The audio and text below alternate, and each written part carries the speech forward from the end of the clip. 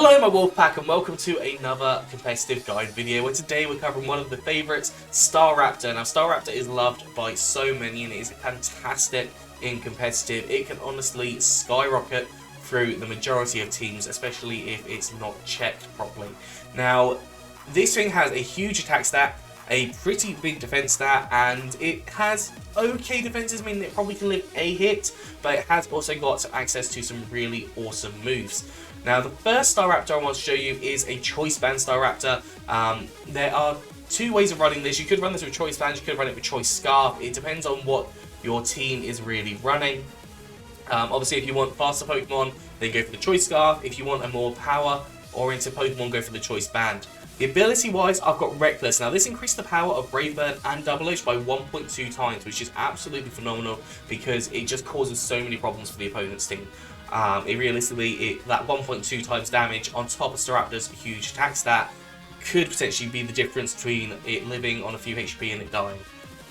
Brave Bird, powerful stab, flying type attack. You do take recoil, obviously, so do be cautious about using it continuously. With this mon, it's really useful to have a Wish Pokemon in the back to allow you to get it back in. And obviously have Wish for recovery. Also have a Defog user around. Shiftry is the first Pokemon that pops into my head for Defog. Even like Howdon I think can learn Defog, or like any of the Rotoms. They could work really nicely as a coupling pair. We've then got Close Combat, which is a powerful Vice type attack. Obviously covers things like Steel types, it covers things like normal types, also covers more types as well, Ice types, Rock types, which you're both weak to. Double Edge, powerful normal type attack, obviously boosted by the Reckless. And finally U-Turn, because you might want to get out of there. You normally will be fast enough to be able to U-Turn out into a different Pokemon, and if you're expecting a switch, obviously if they switch you then get the upper hand because you get to bring in whatever Pokemon you want to bring in. EV wise, max attack, max speed, jolly nature, so more speed, less special attack, and 4 EVs in special defense. Now, there are a few different ways of altering these EVs, so you could run it with an adamant nature, some more attack. Obviously then you do have to be cautious about your speed because there are some other Pokemon that are base 100 speed.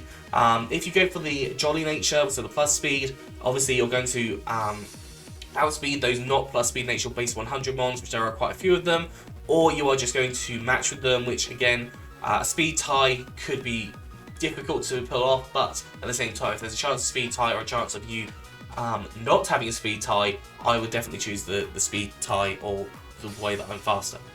I hope I explained that okay. Right, next mon we've got is obviously against Staraptor. And this is more of a support Staraptor. So we have got Defog on here to get rid of any hazards. Realistically, Staraptor can come in against a Stealth Rocks, for example, and take a lot of damage, and then Defog it away. But if you've got like a Roserade setting up hazards, Defog can be really handy with a Staraptor. Obviously be careful of it using things like Roost, because you can put Roost on this set. But if you Roost, obviously you'll then take effect on the Toxic Spikes. Whirlwind to get out of Pokemon, especially if they've been setting up or they're causing problems. Whirlwind can be absolutely huge. U-Turn, because gives you that switch ability. You can take a hit, you can go into a different Pokemon, or you can go into a different Pokemon and get that upper hand. And then Brave Bird is just a coverage move. If you don't want the recoil move, you could go for something like Aerial Ace, or even something like Close Combat could be an option as well. Intimidate is the ability here, because Intimidate is huge. A lot of the Pokemon that are really scary in Sinnoh are physical. This does seem to be this kind of like physical sense on a lot of teams, so Intimidate can be absolutely huge there. Got leftovers for that little bit of recovery. You know, obviously heavy duty boots aren't in the game, so that's annoying, but if they were, I would always go for heavy duty boots, but alas, they are not. EV wise, I actually want to change this. I think I just went on auto. We're not going for max attack, we're going for max HP. So max HP and max speed with a jolly nature, so that's increased speed and less special attack. That's going to be really beneficial for you because you're going to be able to get your attacks off first, except for Whirlwind because it's a minus priority. But defogging when you're potentially going to go down could be pretty huge. You turning out into a different Pokemon to take a hit or absorb a hit.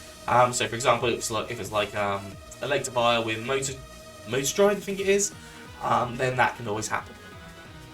Moving on to the next Pokemon, we have got an agility set. So I've got agility on here. We've got Life Orb as another option to run as item wise, but you can run a variety of different things. Intimidate again as an ability because it works really nicely. And yeah, move-wise, agility to double speed. You are quite fast, but you do, if you want to outspeed everything, go for that agility, and it will really cause you to start to be a sweeper. The life orb boost on top of like Brave Bird and close combat will be absolutely huge, so you should be able to take out a lot of different Pokemon for a lot of damage. But obviously be aware of the recoil effects of Brave Bird, and also the special defense and defense drop in the close combat as well could be detrimental to you if you are not very careful. But with your agility, hopefully at that point you would be one-hit KOing everything. Finally, you've got Roost for the recovery, because the Life Orb and the Brave Bird recoil are definitely going to be a problem for you. So having that Roost there to heal can be good.